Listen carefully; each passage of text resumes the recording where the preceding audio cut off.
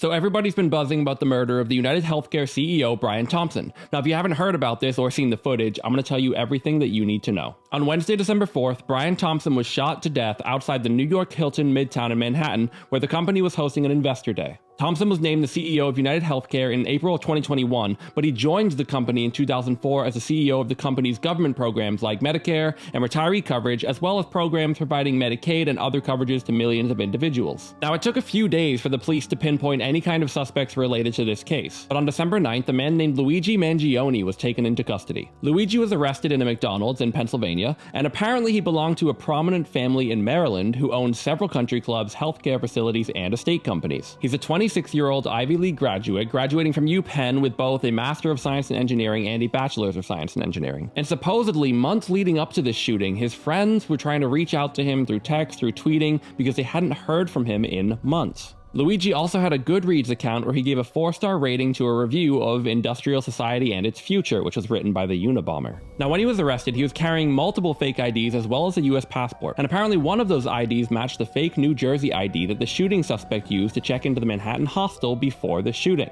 In his bag, officers also found a gun and a suppressor that were consistent with the weapons used in the shooting. The gun appeared to be a 3D printed ghost gun, which basically means it's a privately made gun that has no serial number on it, which is illegal.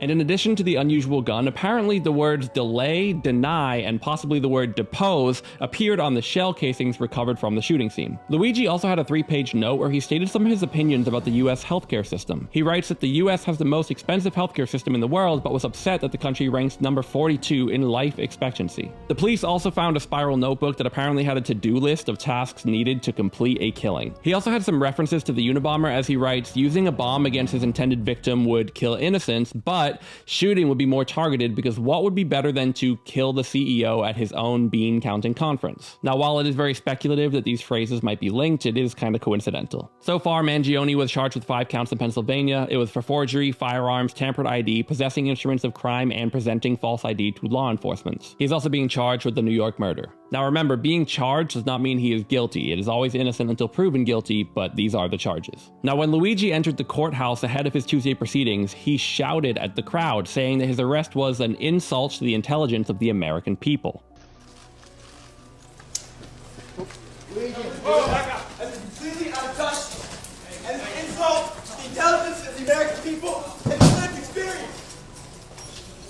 While we're not quite sure what that means, I'm sure we'll find out soon enough.